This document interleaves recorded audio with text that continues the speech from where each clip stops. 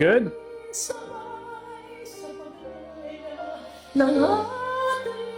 Head voice.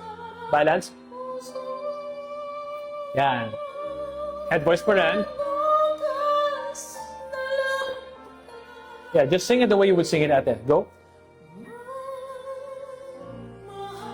And open up, ate. Ah. Don't get too conscious. Just do it the way you would do it. Okay? Go for it. Now, when you do your actual words, sabay sa pagkaya ating mga pusa. Isa na puso. Pusa. Don't lose the a. So your vowels are e, e, a, o, u. Your home vowel is a. So every time you do your vowels in contemporary singing, you need to live and think all the time. So it may be o, e, i, or u. So if it's puso, pusa. So papunta siyang pusa. Hindi siya pusa. Okay, so it's an o vowel, but you're trying to mix an a vowel as well. So the vowel is still o, it will still sound o, pero you're thinking a internally.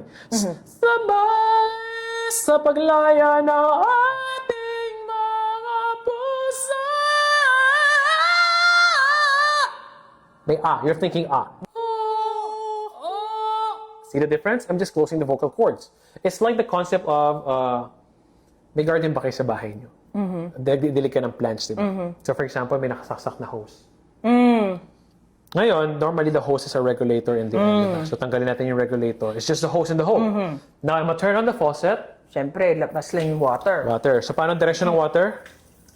Pag ano, yes. Kasi Pero, nakaano lang. that's your, actually not even balance, that's loose compression. Falsetto yan. Ngayon, kung gusto ko siyang head voice, lagawan ng konti, sara ko ng konti. So from that one, medyo nag-aano siya. Ngayon, ang belting, ate, is diba, pag tinaas mo yung pressure, may nag-spurt out yung water. Yun lang yung babaguhin natin. No? So, from so the hose imagery from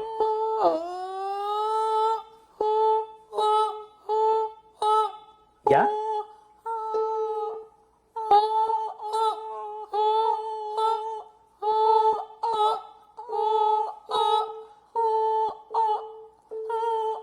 Yeah.